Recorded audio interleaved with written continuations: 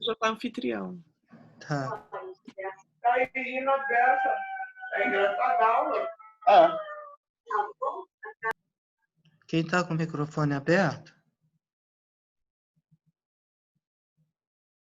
Alguém havia me perguntado aquilo que a gente tinha discutido sobre as etapas do processo de avaliação e estabelecimento das listas de espécies ameaçadas, né, que foi o que a gente tentou, de alguma maneira, exemplificar. E eu espero que eu tenha conseguido responder, né? Se não, eu peço que a pessoa se manifeste. Respondeu sim, professor. Obrigada. Então, de nada. Bom, e só relembrando, assim, existem 4 espécies de micos-leões no Brasil. É o único país onde os micos-leões são endêmicos, ou seja, eles só são do Brasil. Essas 4 espécies traduzem no mico-leão de cara dourada, que é esse que eu mostro com a seta à esquerda, o mico-leão dourado, que é essa espécie nossa aqui do estado do Rio, o mico-leão preto, que é lá do interior de São Paulo, uma espécie que foi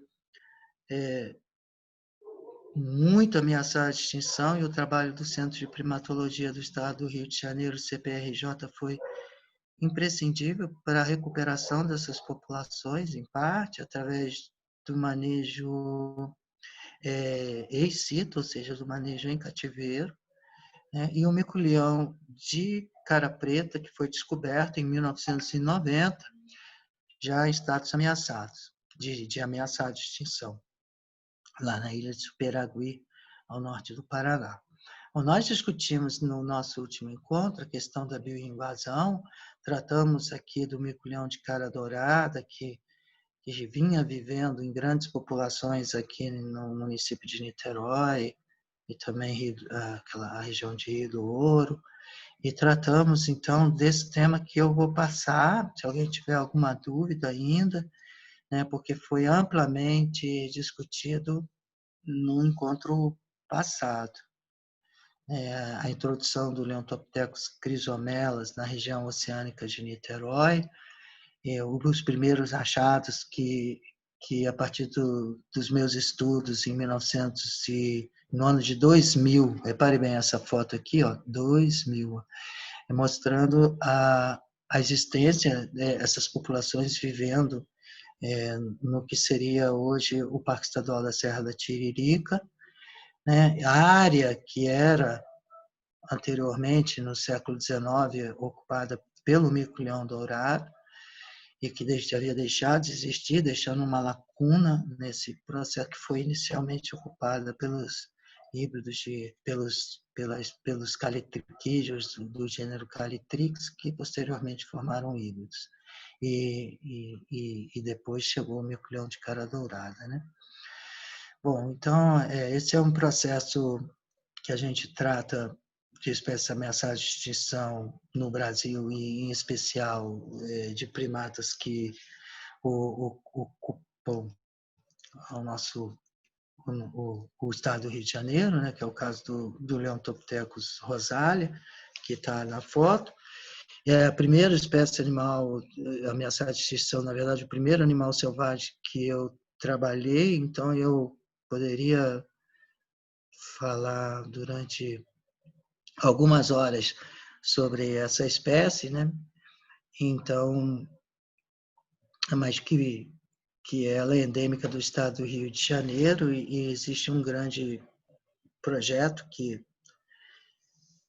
ganhou repercussão internacional. Não é à toa que hoje nós temos o mico-leão na nota de R$20, e que se tornou uma bandeira de conservação da Mata Atlântica, principalmente no nosso estado.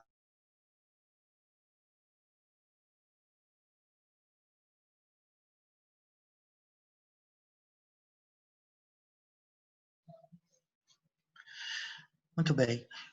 Entre outras espécies que a gente está ilustrando, essa lista de espécies ameaçadas de extinção no Brasil, se encontra a preguiça de coleira. Reparem vocês que esse mapa à esquerda, ele mostra a distribuição das preguiças de coleira no território brasileiro e América do Sul, mostrando que a Bradipus variegatus, que é a preguiça comum, mais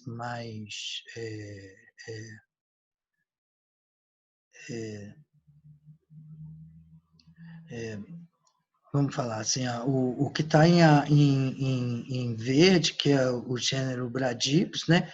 A Bradipus torquatus em vermelho, vamos começar da torquatus, a Bradipus tridactylus mais ao norte e a variegatus em verde, que é uma distribuição. E aí eu pergunto a vocês, dessas três preguiças, considerando a distribuição geográfica dessas três preguiças, qual teria mais chance de estar na lista de espécie ameaçada de extinção? Certamente seria a Bradipus torquatus, né? Porque ela vive, assim, as populações viviam entre o sul do Sergipe, aqui até o norte do estado do Rio. Esse indivíduo aqui eu fotografei na região de Rio do Ouro, perdão, de Rio das Ostras, aqui no estado do Rio. E por que, então? Não só pela diminuta distribuição geográfica que ela possui, mas pelo histórico de ocupação que o país apresenta, ou seja, a costa brasileira, principalmente nesse território que vai de Pernambuco ao Rio de Janeiro. No caso aí, a distribuição geográfica dela vem do sul de Sergipe, mas se considerarmos a cidade de Salvador, se considerarmos a cidade do Rio de Janeiro, o estado do Rio de Janeiro, toda essa costa foi muito ocupada e muito impactada desde, naturalmente, da chegada dos europeus. E claro que a retirada da Mata Atlântica, inicialmente pela então conhecida o pau-brasil e outros impactos que vieram decorrentes, foram retirando a floresta e, consequentemente, diminuindo a população desses animais, né? Então, é sabido que a preguiça de coleira tem as suas populações ameaçadas e ela também pode ser vista aqui no estado do Rio de Janeiro. Esse indivíduo foi fotografado aqui numa unidade de conservação ali em Guaxindiba, um pouco à frente de Campos, e que ainda existem alguns indivíduos protegidos nessa região. Ou seja, como eu disse, é um animal que tem a distribuição do sul de Sergipe e até principalmente no norte do estado do Rio, mas numa estreita faixa de Mata Atlântica da costa brasileira. E por isso, claro, suas populações são mais ameaçadas. Esse indivíduo aqui é uma fêmea carregando um filhote, repara bem a cabeça do filhotinho no pescoço da fêmea, ela tem esse colar enegrecido, tanto ela quanto o macho. As fêmeas têm uma vocalização fina, alta, que repercute ao longo da floresta, principalmente no período reprodutivo, e os cuidados parentais são executados unicamente pela fêmea. Ainda ilustrando a lista de espécies ameaçadas de extinção, dentre os chamados galiformes, ou seja, os parentes da galinha doméstica, que são, em especial, os neotropicais, ou seja, esses mutuns, jacus, jacutingas, jacucacas, jacupembas, toda essa família, principalmente a família Crassidae, uma das espécies consideradas mais ameaçadas, a mais ameaçada, das mais ameaçadas dos cracídeos, vamos dizer assim, é a jacutinga, né? Então, essa espécie, ela tem sido reintroduzida no estado do Rio de Janeiro. Existe um projeto que acontece ali ao pé da Serra de Teresópolis, num lugar chamado Régua, e essas populações têm sido reintroduzidas, e são animais que foram muito caçados, principalmente ou pelo próprio prazer do tiro, que as pessoas não sei explicar muito bem porque possuíam, mas também para servir como alimentação.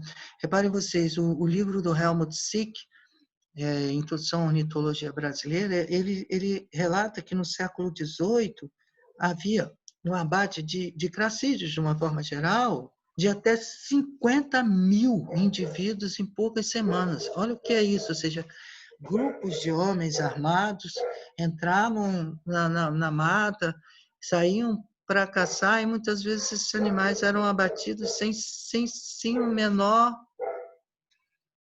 sentido, né? Então, é claro, com esse abate desenfreado, indiscriminado, com a perseguição que esses animais sofreram e com a destruição das florestas, evidentemente, eles se tornaram ameaçados, né? E no caso aqui, no grau vulnerável. E continuando a tratar de espécies ameaçadas de extinção com certo enfoque no estado do Rio de Janeiro, eu gostaria de comentar com vocês algumas espécies de restinga, né? Então, essa fotografia aí é a restinga que pertence à Faculdade Veterinária, pertence à UF, pertence à nossa faculdade. Hoje eu me desgastei profundamente com um processo de, vamos dizer assim, de tomadas de decisão frente ao impacto que aconteceu nessa restinga próxima ao Bico Preto ali, que houve ali uma supressão vegetal considerável, criminosa, né? Então, a gente tem que correr atrás do INEA, tem que fazer boletim de ocorrência na delegacia, tem que buscar os culpados, tem que buscar, de alguma maneira, apoio com as instituições que têm o poder legal, o poder de investigação, poder de prisão mesmo, ou de aplicação da lei nesse sentido. Isso tudo é muito doloroso, porque a gente vê em pleno século XXI, em plena pandemia, as pessoas se aproveitando disso para fazer cortes criminosos da nossa vegetação. Mas o que seria a restinga, propriamente dita? A restinga, para alguns autores, seria um conjunto de dunas e areais distribuídos ao longo do litoral brasileiro e por várias partes do mundo, geralmente revestida de vegetação baixa, criando variações climáticas que conferem naturalmente uma grande diversidade ambiental e biológica, né? E essas espécies da restinga, de flora e fauna, elas são adaptadas, elas possuem mecanismo para suportar o quê? Imagina quando você vai à praia, se você ficasse morando ali, né?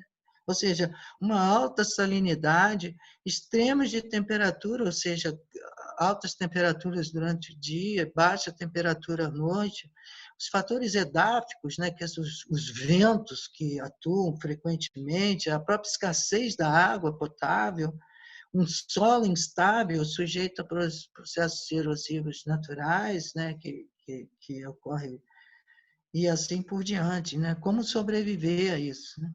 Então, você já vista que a oportunidade que eu tive de fazer essa fotografia num helicóptero da Marinha, mostrando essa área que pertence à Faculdade Veterinária. Todo esse que é o Ponto Bico Preto, isso aqui, antigamente, assim, isso aqui, a nossa área pertence, na verdade, a uma sobreposição com uma APA estadual chamada APA Estadual de Sapiatiba, desde 1991, que vem desde lá do Morro de Sapiatiba e vem ao encontro da nossa área, que está à direita da BR, às margens da Laguna de Araruama. Veja bem que o Núcleo Experimental de Guaba Grande, da nossa faculdade, ele possui em torno de 1,5 milhão de metros quadrados, né? E ele é parte de uma área de proteção ambiental, ou seja, uma unidade de conservação de uso sustentável, em que é subcategorizada a nossa área como uma ZCVS, ou seja, uma Zona de Conservação de Vida Silvestre. Isso limita o uso da nossa área, infringindo, vamos dizer assim, de fatores legais, de maior proteção e restringindo transformações que possam impactar o meio ambiente, ou seja, a Zona de Conservação de Vida Silvestre ela tem uma grande relevância para a conservação da biodiversidade dentro das chamadas áreas de proteção ambiental, e a nossa área tem isso. Por isso ela tem um potencial quando a gente pensa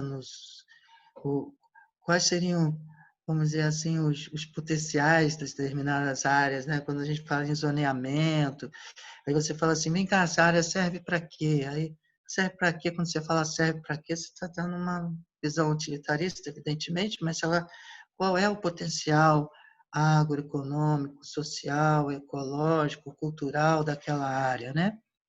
Então, se é uma área produtora de leite, se tem aquela atividade tradicionalmente, através dos séculos, bem implantada, com sociedades humanas sobrevivendo daquele produto de uma forma, vamos dizer assim, já consagrada, não impactante, e assim por diante. E o potencial da nossa área é um potencial voltado à pesquisa, ao ensino, né, à educação ambiental, à conservação de espécies, e muitas ações que são muito positivas para a sociedade, para a natureza, mas não efetivamente a produção de bovino, de suíno, de caprino, né? Historicamente, a gente tem aí um processo de, vamos dizer assim, de ocupação e uso da área que perpassa, inclusive, por alguns aspectos zootécnicos, inclusive pela própria criação de cabritos em determinada época. Então, assim, hoje o conhecimento cresceu e a gente percebe que é importante dar outros sentidos ao território. Isso foi um estudo que eu fiz com cuidado e estou tentando publicar em forma de livro, que é um estudo dessa caracterização socioambiental da área, umas propostas de plano de manejo, e tenho buscado apoio dentro da reitoria e fora da universidade, dentro da universidade, para tentar implantar ações conservacionistas e educacionais, levar a universidade de verdade para dentro daquele campus, que sequer o próprio aluno da veterinária tem conhecimento da sua existência, o que é naturalmente, no mínimo, triste, né? Então, é preciso políticas universitárias, né? Investimento, um olhar mais precioso, mais acurado, da própria universidade, para que nos apoie, para que nós possamos alcançar as metas que almejamos, né? E dentro dessa área, existem espécies ameaçadas de extinção, como, na verdade, de todos os fragmentos que eu conheci no Brasil, o Campos de Iguaba, no meu entendimento, na minha hipótese e percepção, é um recorte geográfico, vamos dizer assim, com mais espécies ameaçadas de extinção, seja de fauna e flora, que eu já conheci, né? E dentre essas espécies, o formigueiro do litoral, que é uma ave considerada endêmica das restingas, esse é um macho. Quando a gente começou a estudar esse animal em 2007, pouco se tinha, inclusive, de imagem desses animais, muito pouco. E a fêmea, né, com dimorfismo sexual bem acentuado. Esses animais geralmente fazem ninhos em galhos em forquilha, com diversos materiais, e tanto o macho quanto a fêmea aqui, ó, o macho deitado sobre os filhotes, ambos executam cuidados parentais, não só na alimentação, mas no aquecimento, a manutenção de temperatura dos filhotes, que é o caso que o macho está ocasionando aqui. Abaixo uma foto de um jovem. Nós fizemos estudos, nós temos livro publicado com uma orientada minha, Ecologia do Concon. Nós temos um documentário no Fauna Brasil falando do núcleo experimental de Baguaba Grande e da biologia e ecologia dessa espécie, né? Outros grupos de trabalho também o estudam, e a nossa área é uma das áreas principais de refúgio para essa espécie ameaçada de extinção. Sabe, pode repetir, por favor, o nome da espécie? Formicivora litoralis, ou formigueiro do litoral, ou concon. Concon é um nome muito simpático, formigueiro do litoral é outro nome. Existem alguns autores que hoje têm considerado o formigueiro do litoral não mais uma espécie, mas uma subespécie do Formicivora serrana, o que causa um distúrbio do ponto de vista de conservação, uma certa confusão. A IUCN tirou a espécie da lista, porque considerou um artigo publicando essas conclusões, mas o ICMBio a mantém como espécie, e como espécie ameaçada de extinção, e eu trabalhei no plano de ação dessa espécie, não mais, e a gente tem alguma coisa pesquisada sobre ela, e graças a Deus o Núcleo Experimental de Guaba Grande é um dos últimos refúgios para essa espécie, e a gente luta para manter a proteção dessa área, né? Eu, inclusive, aceitei coordenar esse campus, por mais que a gente ainda não tenha obtido, vamos dizer assim, condições sequer de levar ou seja, nós não temos viatura, não temos gasolina, não temos nenhuma, a gente tem que trabalhar muito com os recursos próprios, né, para a gente atuar, e se quer um cartão corporativo, você não tem nada, absolutamente nada. Então, eu tenho tentado sensibilizar as instâncias universitárias, principalmente a reitoria. Eu acabei de escrever, nesse período de pandemia, uma proposta de ação e enviei para a reitoria, está no gabinete do reitor, para que a gente faça ali um polo acadêmico de pesquisa e ensino,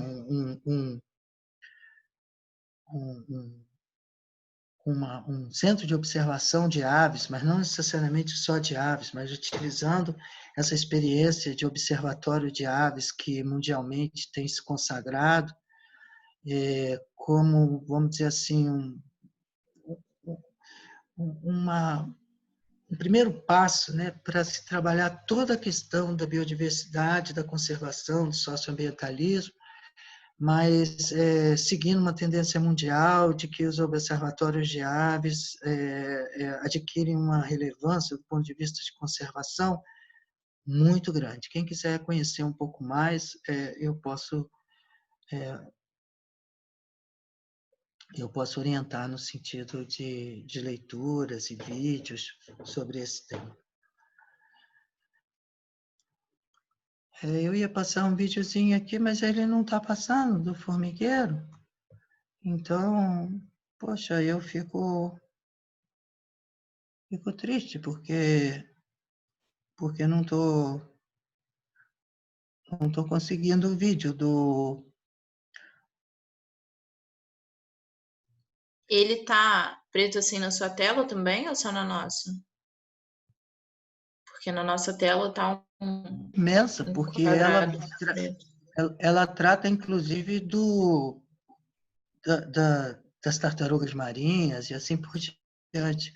Bom, dando seguimento, porque eu não estou conseguindo abrir o vídeo, uma outra espécie que frequenta o núcleo experimental de Guaba Grande e a costa brasileira é o Thalassus maximus, que é o 30 réis real, também uma espécie ameaçada de extinção, oficialmente ameaçada pela lista do ICMBio, e que vive também nas costas do nosso núcleo experimental de Guaba Grande. Na verdade, esse 30 réis real, ele corre em quase todos os estados litorâneos do Brasil, desde o Rio Grande do Sul, Santa Catarina, São Paulo, né, até mesmo o Pará e o Amazonas. Mas é uma espécie que migra, boa parte da população dela vai para a América do Norte um período e retorna ao Brasil, e, portanto, e principalmente no nosso núcleo, nós somos capazes de visualizar, e recentemente eu fiz umas filmagens importantes dessa espécie. Eu espero um dia poder fazer um vídeo documentário dela para que o mundo possa conhecê-la melhor. Então, essas são algumas fotografias de 2007, 2008, mostrando essa espécie. Repare que esse bico cor de abóbora é muito característico, né? Existem várias espécies de 30 réis, né? Esse é o 30 réis real, que está ameaçado no nível, na categoria vulnerável, né? Outras espécies regionalmente ameaçadas que vivem também no núcleo experimental de Guaba Grande, mas que não necessariamente está na lista oficial brasileira, mas está em algumas listas, como da IUCN, a IUCN a tem como vulnerável, é a saíra sapucaia, que tem como nome a tangará peruviana. E é muito interessante que ela aparece no nosso campus exatamente nesse período agora em que há a frutificação da aroeira. Então, com essa disponibilidade de alimento,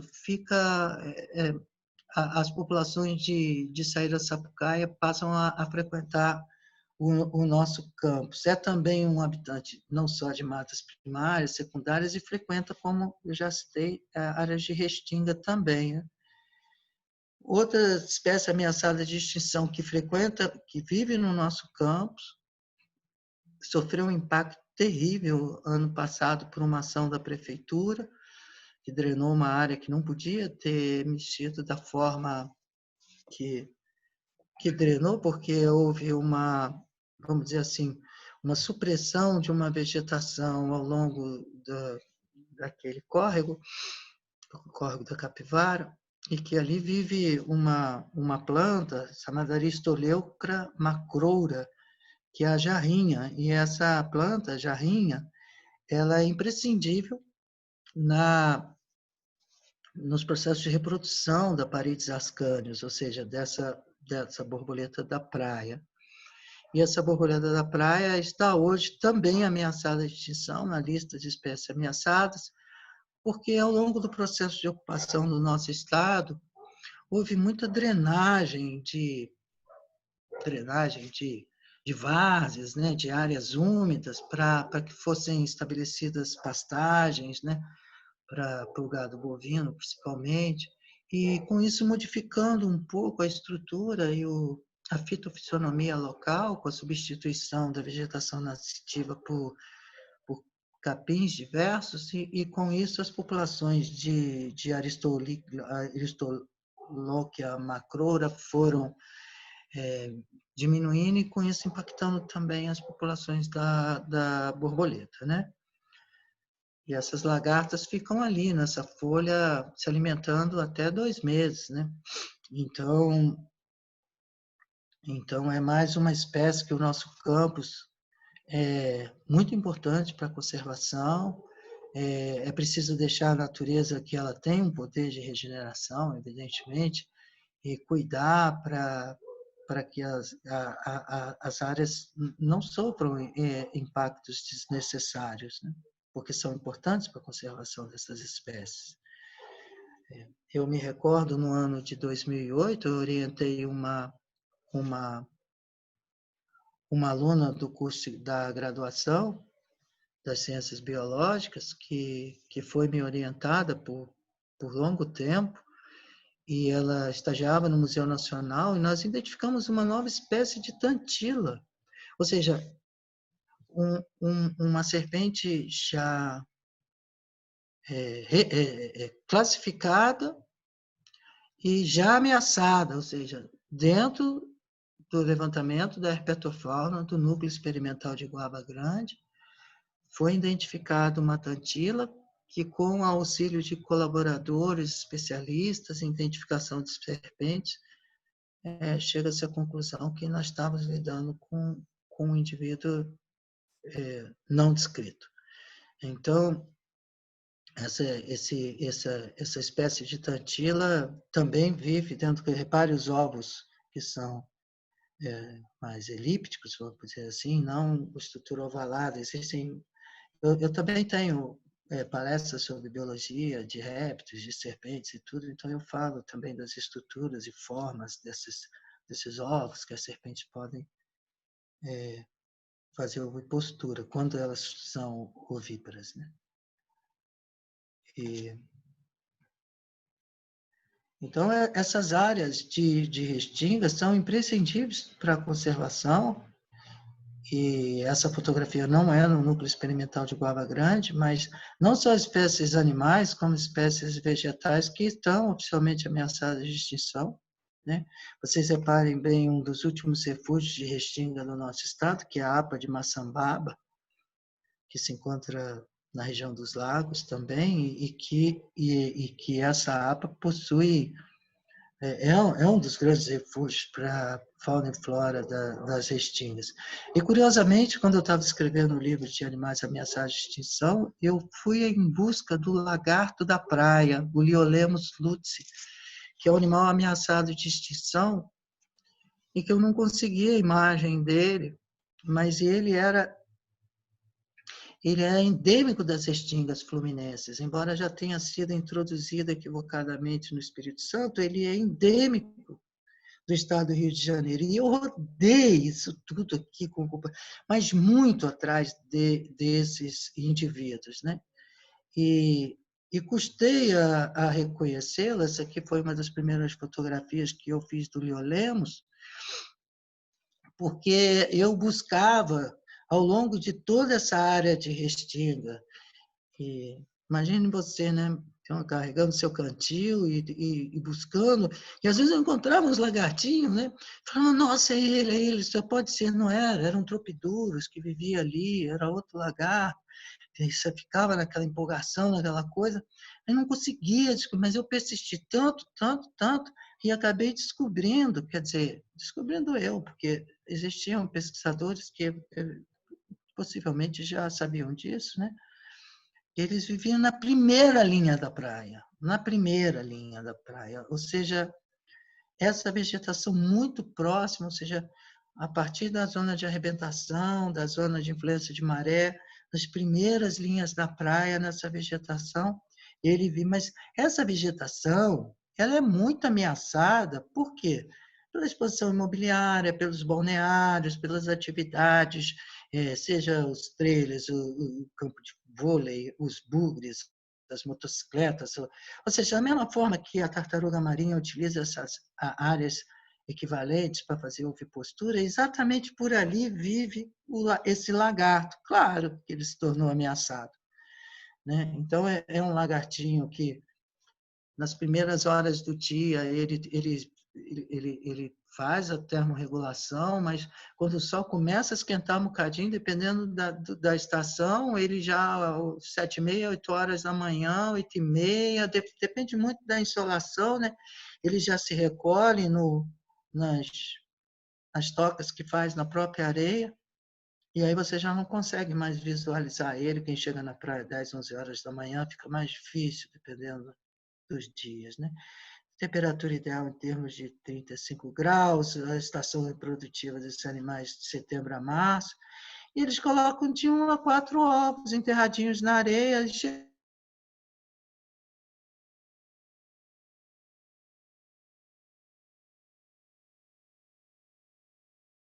Então, parece que é de estúdio, mas não é, né?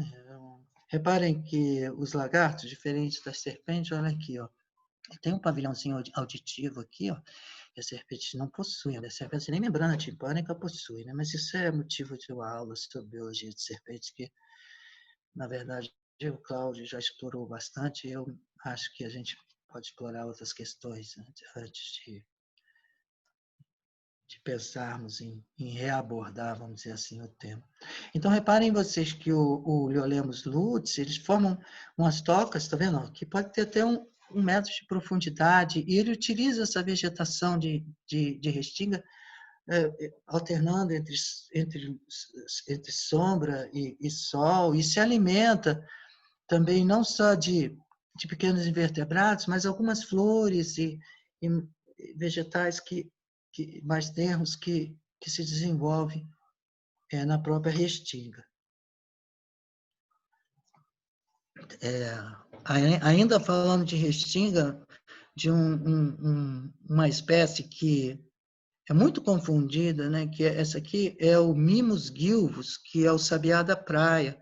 Ele é muito parecido com o sabiá do campo, muito, né? Que é o Mimus saturninus.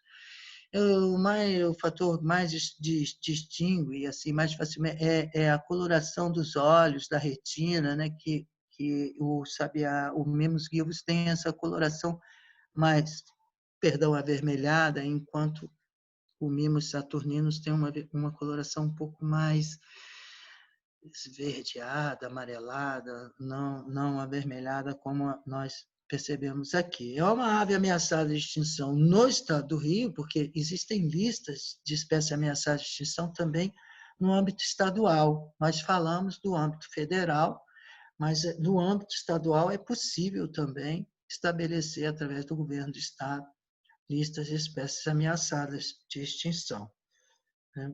E ele vive muito nessa região aí de litoral arenoso, vegetação de restinga, é muito, assim, muito comum, é um exagero, né? Porque é uma espécie com as populações bem rarefeitas. Vocês estão gostando? É muita informação? Tá ótimo, sabe? É muita informação, mas é importante. Oi? É muita informação, mas está sendo muito importante. Sim, Quem é muita informação boa. Quem está falando comigo? É a Maíra. Ah, Maíra. Maíra, você já viu esse tatu? Nunca. Eu não vejo a maioria dos bichos que você mostra. Eu nunca vi. Ah, mas isso é sinal. Isso Uma das partes mais difíceis para mim daqui a pouco, aprender a questão do nome, da região. Daqui a pouco eu vou ser o seu professor preferido, não demora. Sim. Mas, pô, tá sendo incrível. Eu tenho medo de cansar vocês, porque de repente é bom abrir um debate e tudo, porque assim, tem muita coisa para mostrar ainda, né? São 8h15, vocês querem que eu continue? Vocês não preferem que a gente interrompa e continue na quinta-feira?